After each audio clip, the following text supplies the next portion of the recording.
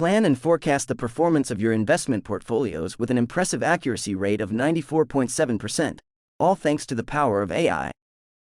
Get ready for this exciting new feature, exclusively available on CI Markets. Coming very soon.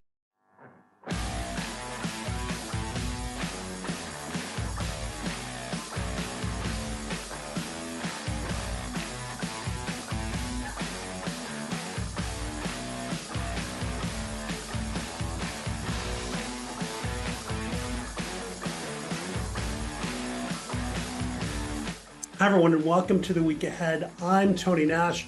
Today we're joined by Joseph Wang, by Tracy Shuchart, and by Ralph Shoellhammer.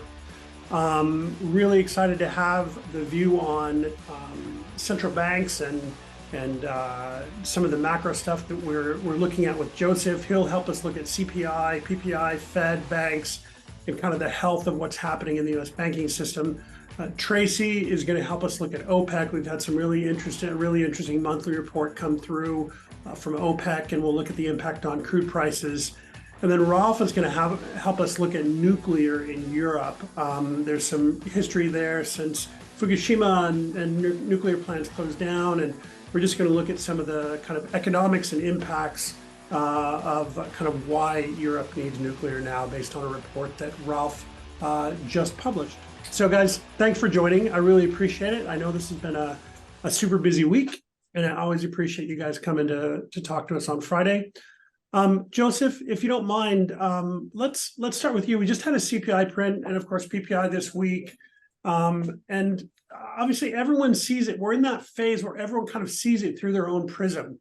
Some people are saying it's great, inflation's over. Some people are saying, we're going to see a resurgence of inflation, and, core doesn't reflect a weakening of inflation, all this other stuff. So do you see these prints as inflationary or disinflationary or neutral? Kind of, how do you see these prints? Well, first off, thanks for inviting me. It's a pleasure to be here. Thank you. Yeah, it's great to meet everyone. So this week's CPI print, as we know, was unambiguously pretty good. We've had two good CPI prints over consecutively, and that very much shows that inflation is decelerating. Mm-hmm. So right now you can think of it in two ways. Like if you're in team, inflation is over, you can look at this, and then you can look at some model of where shelter inflation will be for the coming months, and you can think, well, there's probably going to be more disinflation coming down the pipeline, and so maybe inflation is really over. We'll go back to the world the way it was before. There are other people, of course, who would point to what happened in the 1970s. And in the 1970s, you saw inflation rocket higher and then go back down. And when it looked like it was going to go back down and stay down, it just did a 180 and rocketed higher. Mm-hmm. And those people would point towards things like, well, you have commodity prices rising. Again, oil has been steadily rising over the past few weeks. And you also have wages that seem to be stuck at around, say, 4 or 5%, which is not consistent with 2% inflation. So you have these two camps right now, and that actually is being mirrored in the Fed as well. So this past weekend, Governor Bowman gave a speech where she basically strongly suggested that she's not just open to another hike, but more than one hike, since they used the term hikes, so in plural. So that's one faction, and I suspect that, let's say, Governor Waller and maybe Chair Powell would be partial to that. But on the other hand, you also have, let's say, John Williams, who is president of the New York Fed, one of the top 3 people in the Fed, give an interview with the New York Times where he's kind of setting up the groundwork for rate cuts next year.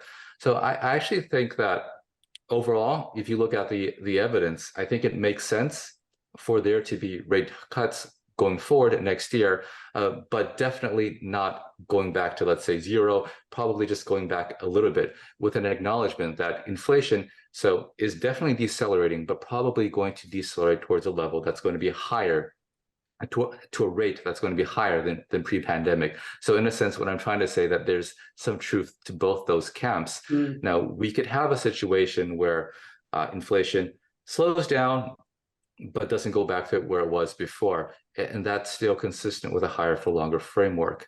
So the Fed looks at interest rates through the lens of real interest rates. So real interest rates are nominal interest rates minus inflation. If you look back over the past several months, inflation peaked at about 9% year-over-year rate. Now it's come down to about, say, 4 something percent. That's At the same nominal. time, yes. Yeah. So at the same time, Fed raised interest rates from 0 to over 5%, and maybe they'll go a little bit more. So as inflation has come down, if you want to keep real interest rates constant, it makes sense to cut nominal interest rates a bit. I think that's what they're setting up to do next year. It doesn't mean that we're just going to go back to a low interest rate world.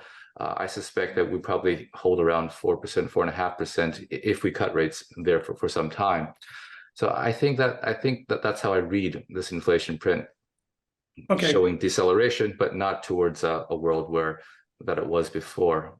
Yeah, it's weird that we had been at low interest rates for so long, and in the U.S. and Europe and obviously Japan, and there is this expectation, I think, that we're going to snap back at some point. We're going to wake up from this dream, and it's all going to be over with, and we're going to be back at very, very low interest rates, very, very low mortgage rates. So I think on some level, we're kind of arguing about the details about whether we are inflationary or disinflationary or whatever, because I think what you said about higher for longer is true regardless.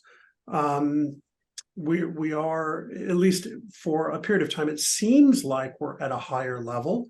Now, we took a survey last week, and my Twitter followers are fairly educated people, and they most of them view, I think, I can't remember the percentage, I'll put it up on the screen when we publish this, but the majority had 2 or more hikes before the end of 2023.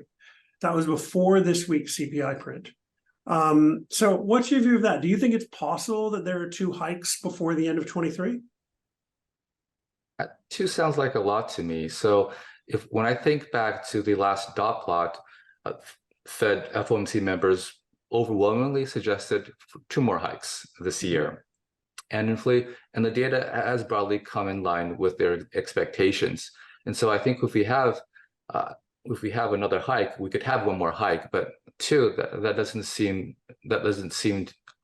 reasonable to me, in line with the data and in line with what the FOMC members guided towards last time they released their dot plot. So I think we could have 1 more, but right now, not next meeting. We'd really have to see, again, inflation reaccelerate, maybe wages go higher again.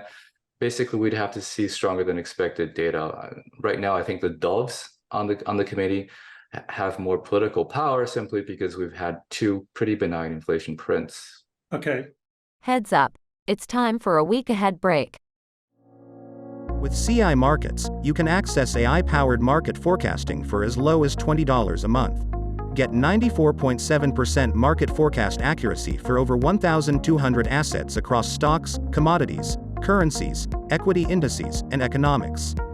With weekly updates and 1-month and 3-month error rates, you can rely on CI Markets to help you make informed decisions. Join a growing number of satisfied users who already transformed the way they invest and trade with CI Markets. Don't miss on another opportunity. Start forecasting with confidence today for as low as $20 a month. Visit completeintel.com/markets to learn more. Thank you. And now, back to the show. Great. I want to talk a minute about money supply and potential for QT. I've got a chart on the M2 money supply. This is month-on-month growth rates for M2. Now, I did some work, I think it was last week, looking at the trend growth rate for M2. If we had kept the trajectory we had been on in 2019, we're still about $2.1 trillion above that. So I know in 22 and in the first, say, 4 months of 23, we actually saw M2 contraction. And then we saw a little bit of expansion in May and June. So what's your expectation in light of where rate hikes are going? Do you think the Fed will continue to gradually rein in the money supply, or do you think we'll resume on this kind of incremental slow growth of M2? So I'd be cautious when trying to map M2 to other economic variables. So in the past, there was a school of thought monetarism that placed a high emphasis on money supply, so much so that the Fed actually, for a period of time, actually tried to implement monetary policy by changing the money supply. Mhm. And that experiment was not successful. And if you look at what happened over the past decade, say Japan monstrously increased their money supply, but did not seem to get inflation upwards. So I don't really focus on money supply when I think about the world. I think in the past, you could have made an argument where, banks are making loans, creating credit, increasing money supply. And so we want to focus on that. But post financial crises, money supply is strongly influenced by Fed actions. So when the Fed does QE, for example, that increases M2. And when the Fed does QT, that decreases M2. So what you're seeing right now, I think, is largely just the impact of quantitative tightening. So the Fed is shrinking their balance sheet, and that mechanically has been shrinking M2. And at the same time, we've been having very good growth, and financial assets have been going to the moon. So I'm cautious when I think about money supply in the modern economy. Okay. Going forward, as the Fed continues to tighten their balance sheet, I would expect M2 to continue to decline, especially since the banks have significantly cut back on their lending. Okay. When you look at loans and leases from banks, you know that they've basically been relatively stagnant for about since the end of last year. Okay. So yeah. Yeah. You think we'll see incremental QT on the Fed balance sheet? Incremental tightening? Absolutely. And in fact, I think it's going to go on for a couple years. Okay. So there is a discussion. There's some thought as to what would happen with QT when the Fed eventually cut rates. Like I mentioned before, Fed is laying down the groundwork to cut rates sometime next year. Now, traditionally, when you look at the Fed, the thinking is that you don't want to step on the brakes and acceleration at the same time. So it would not make sense to both be cutting rates and to shrinking your balance sheet. Right. But Chair Powell at his recent press conference was pointedly asked about that, and he seemed open to be letting QT continue even if they were to cut rates next year. So I think that's just a strong suggestion that the Fed really wants to get back to a smaller balance sheet. So I think they have everything in place to make that happen over let's say, another 2 years. Okay. Now, you've said they may cut next year, or they're likely to cut next year. Just because they say next year, I think there's this belief that it's going to happen, boom, it's going to happen in January, it's going to happen in February, we're going to see rate cuts right away. That's not what you're saying, right? You're saying sometime next year. Absolutely not. So I think the common thinking is that the Fed is hiking, there's going to be a recession, everything's going to implode, and so they're going to have to do emergency cuts to save the economy. What I'm thinking is that we actually just gradually, inflation comes down, growth slows a bit, or maybe not, I don't know, but definitely inflation is going to be lower than let's say the 9% annual rate we had in the past. And in order to keep real interest rates in line at where the Fed feels is restraining, they're just going to cut nominal rates a bit. So maybe just a little bit of an adjustment next year as inflation comes down. Now, inflation, I don't think it's going to come down to 2%, but it's going to be lower than it was in the past. Okay. Than it was in the past several months. Yeah, sorry.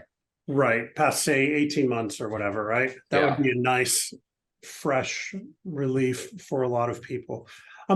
Hey, let's move on to bank health, Joseph, because I know since March, there's been a lot of interest with the BTFP, the program for regional banks to borrow from. And I know that, that's really a lot of your expertise is there. So we saw the BTFP hit $106 billion, I think, last week. I've got the chart up on the screen. So, it seems like banks are going more and more to borrow from the BTFP. So can you help us understand what is going on with regional banks, and what does the health of regional banks look like given the continued expansion of the BTFP?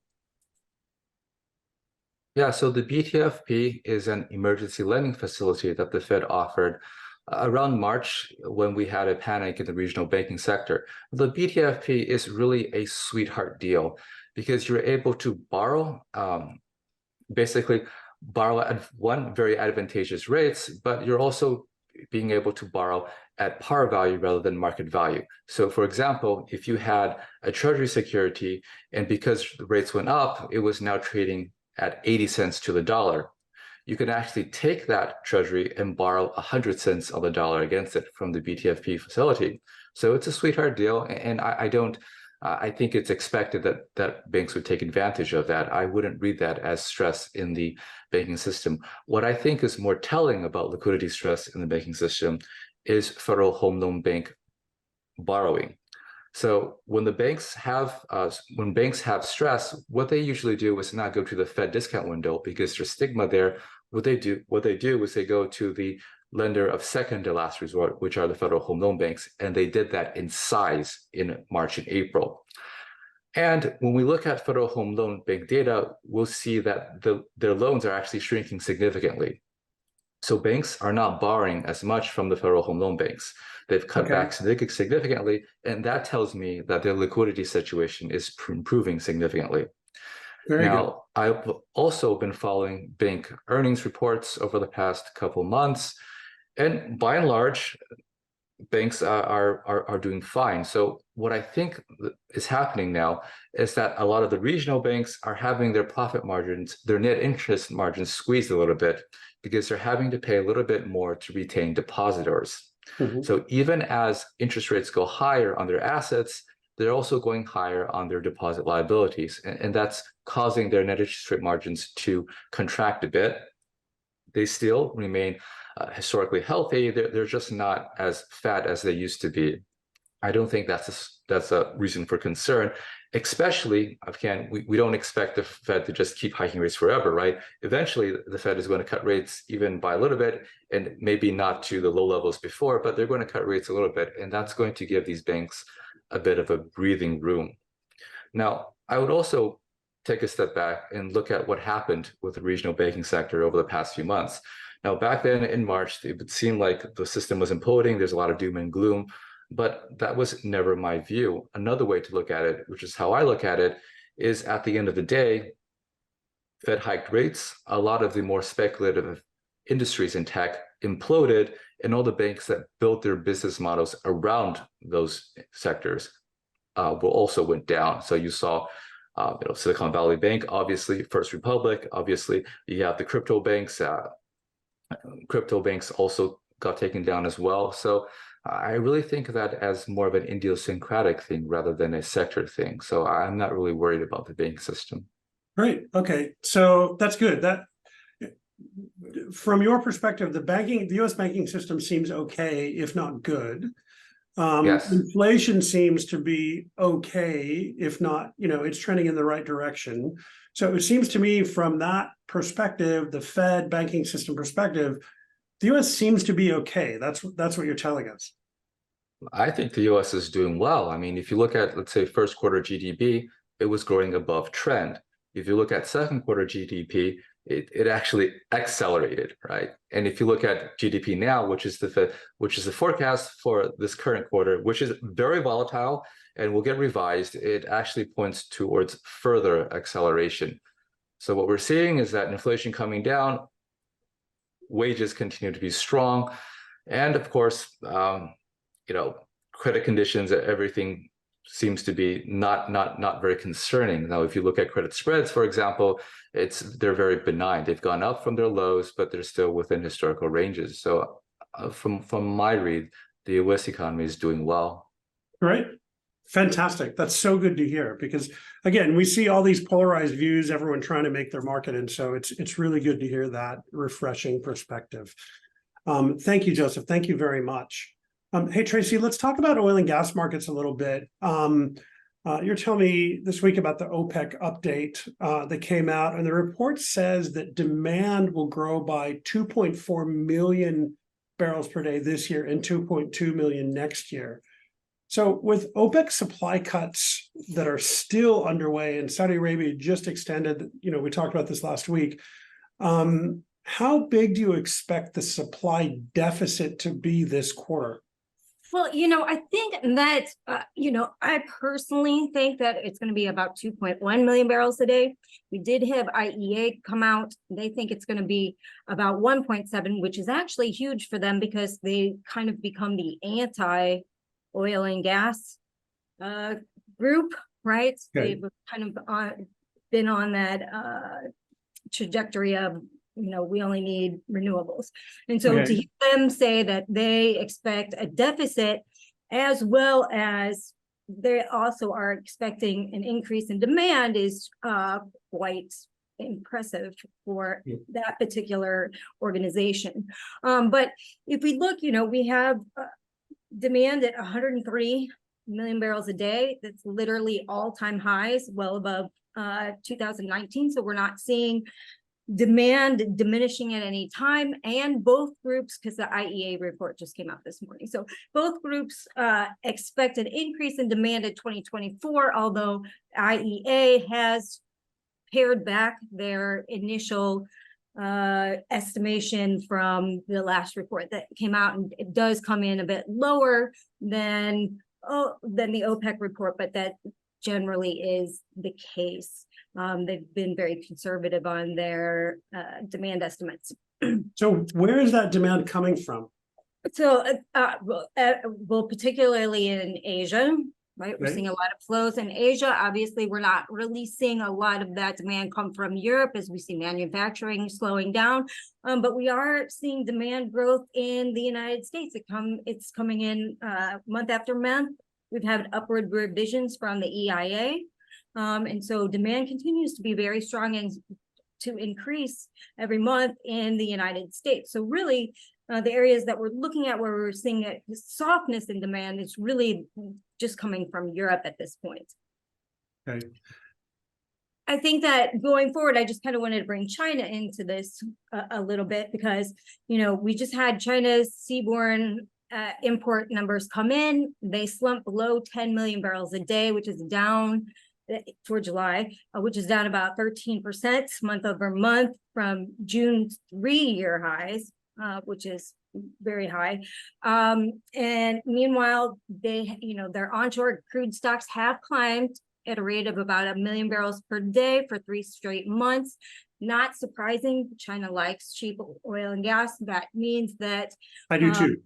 Right. But and they also had refinery throughputs were very low during the spring turnaround season. So, and we've also seen kind of a slow recovery in domestic demand, particularly from the manufacturing sector. So I think that we should be prepared to see a little bit of slowdown going into the fall of Chinese imports as prices rise, because they've already kind of built up that stock. Although I don't think, their teapot refineries and their state-owned refineries still have quotas that they have to keep up with, and export quotas are coming out in a couple of weeks here. And so we'll find out, how much, if their export quotas for diesel increase, that means they're going to likely have to buy more crude. Now, that depends. And where are they going to get it? Because right now what we're seeing with lower Russian crude supplies, the teapot refiners are basically leaning deeply into discounted gray market Iranian oil right now. And so just that's kind of the general picture of what's going on in China right now. Again, so I would expect to see imports from China soften for the rest of H2. Okay. So the demand is coming from the US and from Asia. Is China back to 2019 levels? They've exceeded it? No, not yet. Okay. How far are they? Are they still a long way, or? No, they're not a long way, but they're definitely, a couple million barrels a day below what we're seeing again, because the manufacturing sector, again, because we're not really seeing that recovery. They doing a lot to kind of stimulate some demand. They just took off the airline travel restrictions. for international flights and things of that nature. But I mean, you know what's going on with China right now with the property sector, you know, still in the shambles. So we're at 103 million barrels, and China's not up to, and that's a record, and China's not up to 2019 yet. So is most of that growth the U.S.?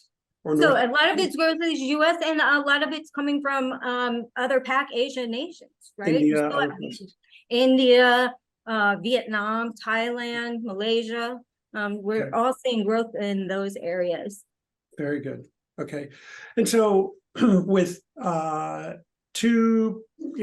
with this growth, how do you expect that to impact with the supply deficit? How do you expect that to impact crude prices? I mean, of course, there will be upward pressure, but how much upward pressure are you expecting? You know, it depends. Again, you know, I think we kind of talked about this last week. You know, nobody wants oil prices to spike over 100. It's bad for everybody. It's bad for economies, and you know, it's bad for OPEC because nobody, you know, wants their product can't afford it. So I think they're going to do their best to regulate the market, but you know, I think that we're in era of higher for longer right now, and I would not be surprised if we stayed again in that $80-90 range for Brent, which OPEC is very comfortable there. Okay, great. Can I ask you a question about EIA report, because you put stuff out on this every week, and you know, it looks like U.S. production is rising. Why is that happening? It's not. Oh, it's not. Okay. The weekly report. So if you know, it has been rising.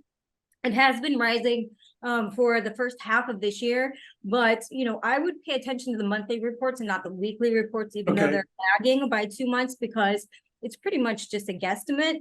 And what we are seeing right now, and from what I'm hearing within the industry, is that all those rigs that have been coming offline all of this year are starting to impact production, and that is not surprising. And so I think that, you know, we'll probably see declines starting in August. And, you know, headed into the fall as far as U.S. production is concerned. So less U.S. crude output. I believe so for the second half of this year. Second half of this year. Okay, very interesting. Thank you for that. Thanks very much for that. Staying on energy, Ralph, you put out a report, I think it was this week, right? Looking at why Europe needs nuclear. And so we're really interested. You did it through this organization, MCC Brussels. It's an amazing read, very interesting. And so I'd like you to kind of make the case for us of why Europe needs nuclear. So I've got a couple charts to look at. The first one is looking at energy density of nuclear versus other stuff. So why is energy density important? I know that maybe that sounds kind of stupid, but what does it mean, and why is that important? No, actually it's a fantastic question to start this conversation. Just to give you a number that I think really highlights this. If we take uranium as kind of the most commonly used main resource for nuclear power plants, pound by pound, they produce 16,000 times more electricity than, for example, coal does. So I think this just gives you a little bit of an impression of the tremendous energy that is contained in the potential in nuclear power plants. I mean, there's a famous letter that Niels Bohr wrote to Winston Churchill in 1944, where he informed him about the Manhattan Project. And he basically talks in the entire letter about the energy content that can be released via nuclear fission. So this is, on the one hand, which many critics correctly point out, a fairly quote-unquote old technology, right? The first fission took place in Germany, in Berlin in 1938, and only 7 years later, devastatingly, but the time frame was actually very, very tense. We had the first two detonations of nuclear bombs, of course, in Japan by the US military. But that shows you that we had the technology for a significant amount of time. And the reason why I'm mentioning this is because very often that is used as an argument against nuclear, like it's like yesterday's technology. I think it's actually making the case for nuclear, because the point is we actually know how to do it. and we have been pretty good at it. Just to give you two examples, the Canadians in the 1970s, they basically built a new reactor every year. The French in the 70s did the same thing. The French have one of the least carbonized or one of the most decarbonized electricity grids in the world. That really was a nuclear success story. We see the same now in the province of Ontario. I don't know how many of your viewers or listeners are following Canadian politics. Usually that doesn't sound super exciting. And I guess for Americans, the idea of Canadian revolutionaries is something like an oxymoron. But there was something Canada expert. Well, there you go, right? So at least we have one on our side. So in Ontario, there basically was something like a small energy revolution with the new government by the, in my opinion, hilariously named progressive conservatives of Doug Ford, now pretty much abandoning, actually deliberately repealing the so-called Green Energy Act the province has adopted in 2009. They have now repealed it, and they want to go back all into nuclear. Sweden has now announced they want to build 10 new additional reactors. So pretty much the only outlier here is always Germany. But of course, since Germany is Europe's most important economy, it matters what they do. But just to kind of very quickly for 1 second, go back to the technological part. I mean, I'm a political scientist, right? I'm not a nuclear physicist. So people say, oh, how can you talk about this? And that's a fair criticism. And this was my biggest fear when I wrote and when the report was published and when I was reaching out to get input, that I will get huge pushback from people who really know the technicalities of it. But they pretty much all agree, right? You will not find a nuclear physicist who will tell you that, for example, producing electricity via nuclear power is a bad thing.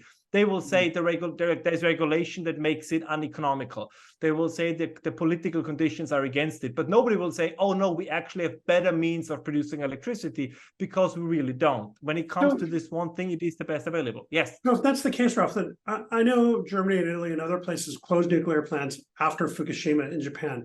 Why did they do that? Was it just such a bad investment or return, or was it just, you know, political sentiment, or why did they do that? Now, I usually refrain from, you know, hyperbolic statements, because I think can do that here. It embodies the debates. But if we take Fukushima and Chernobyl, right? Those are the two examples, right? Fukushima, and this is factual, right? This is from the Japanese authorities.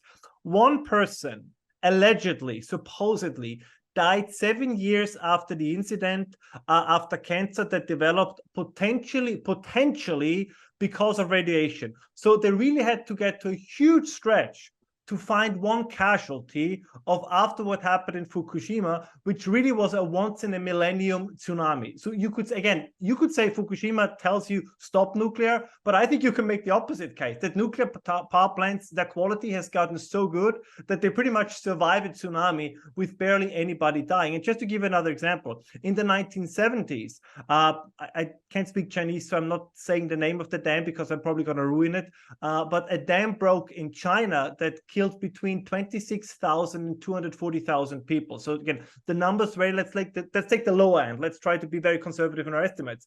26,000 people died. We have millions of people today living in areas close to hydroelectric plants, to dams, right? And nobody's terrified of it, but they are theoretically, or by body count, if we want to use that crude measure, they are much more dangerous than a nuclear power plant. So what I'm trying to say here, let's take a look at that. Actually, you had a good chart looking at the death rates per unit of electricity production.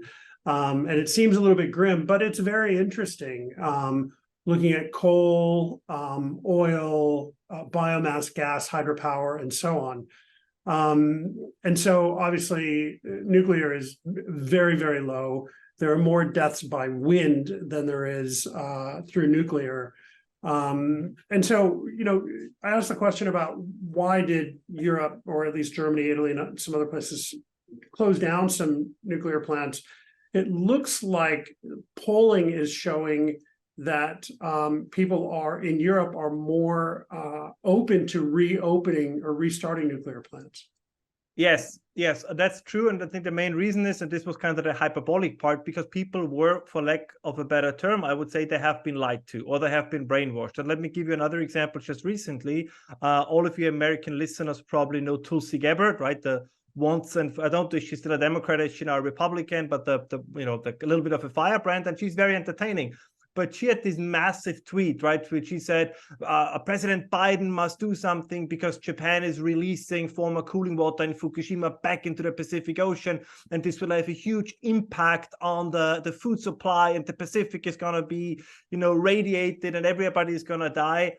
I mean, the one good thing that Elon Musk did with X, formerly Twitter, are the community notes, because the water that the Japanese are releasing is better than the drinking water quality in most European cities, right? It's a banana and a beer, if this is your diet of choice, will expose you to more radiation than that kind of water. But people are just saying it, right? It's just it's comments.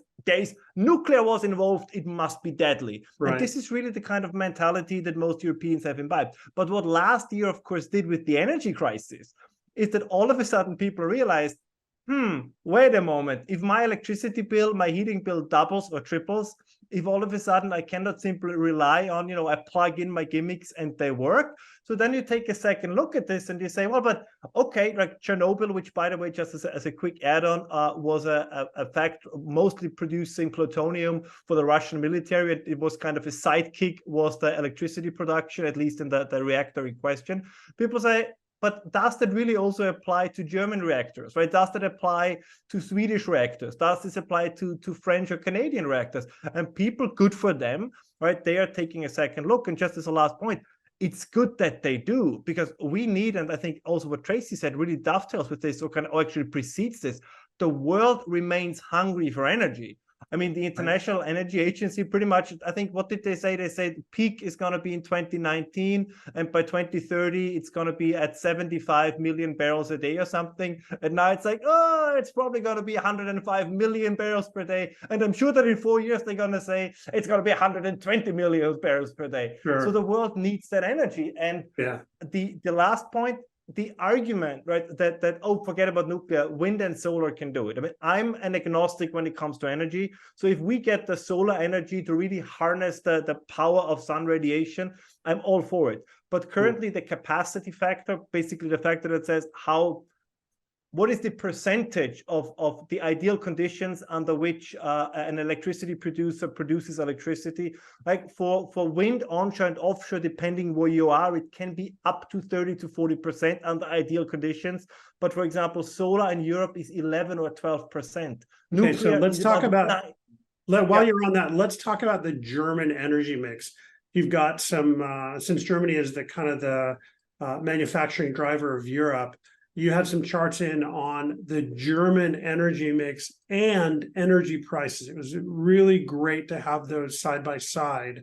So can you talk a little bit about how renewables came in Germany, and then what happened to energy prices in Germany?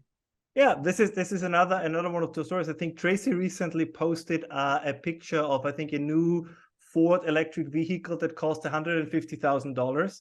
Yeah. The reason why I'm mentioning this is because, so what they do, for example, in the EV sector is very often they never tell you how many EVs they sell. They only tell you their percentage change, right? So they sell 1 EV this year, they sell 2 next year, and the headline is EV sales increased by 100%.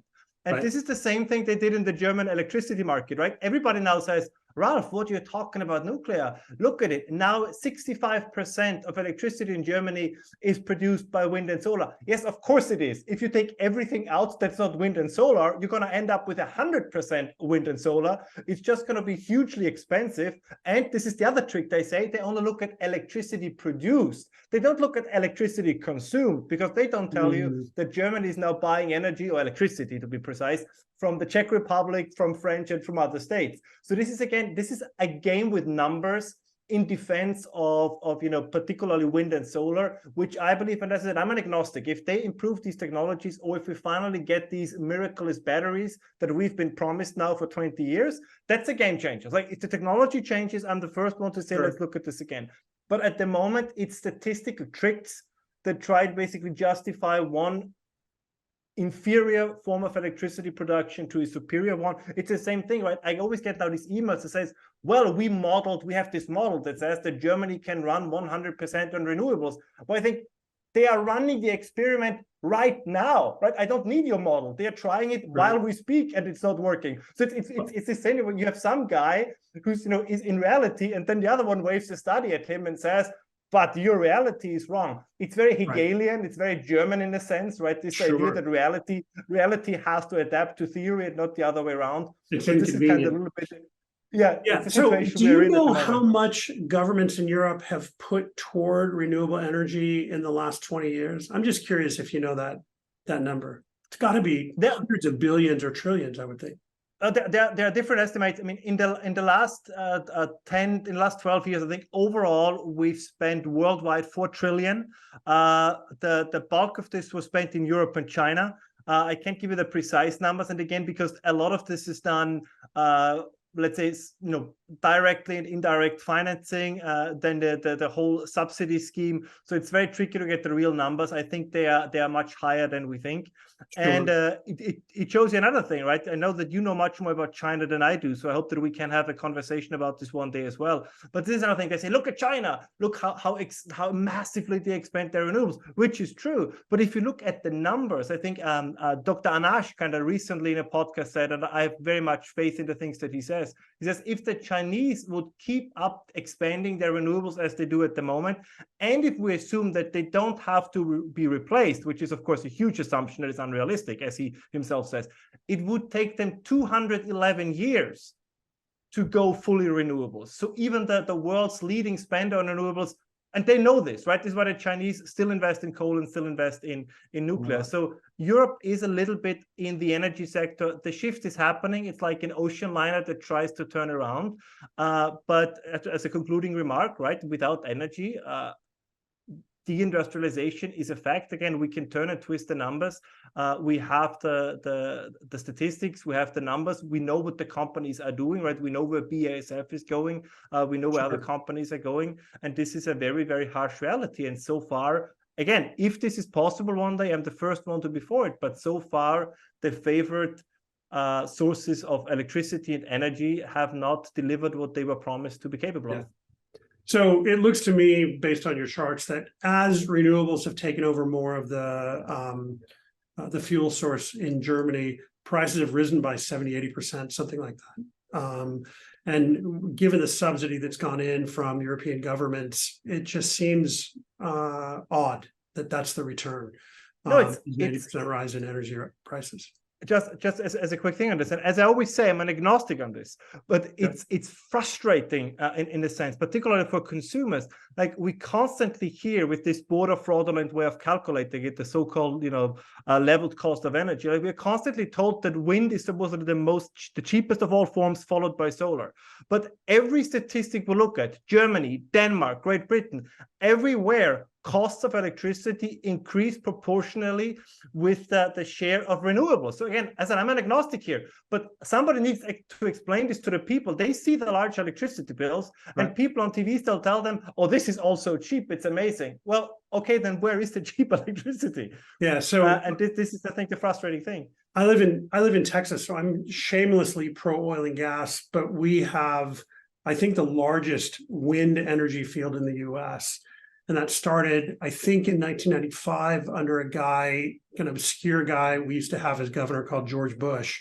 And he started that program for the Texas government. So we have one of the largest wind fields in the US, but we still struggle every year to get it to take over an increasing proportion of the grid here. And increasingly natural gas is becoming kind of the no-brainer solution for us, although we spend more on alternatives here in Texas, but the reliability is in things like nat gas. So look, my bias is out there on the table. If something's better, I'll take it. But it sounds like Europe's gone to the point where alternatives have kind of hit a wall for now, and they really need to look at a different energy mix. And I think your report, I'd encourage everyone to check it out. I think it's very, very interesting. I think every nuclear investor, which I know there are a ton of really aggressive nuclear investors out there, they should read your report, and they should just throw it out to everyone that they know so they can all read it. So very good. Guys, this has been fantastic. Thank you so much for taking your time. I know we've covered a lot, and I really appreciate your time, guys. Have a great weekend and have a great weekend. Thank you so much. Thank you. Bye. See you guys. Take care. Bye.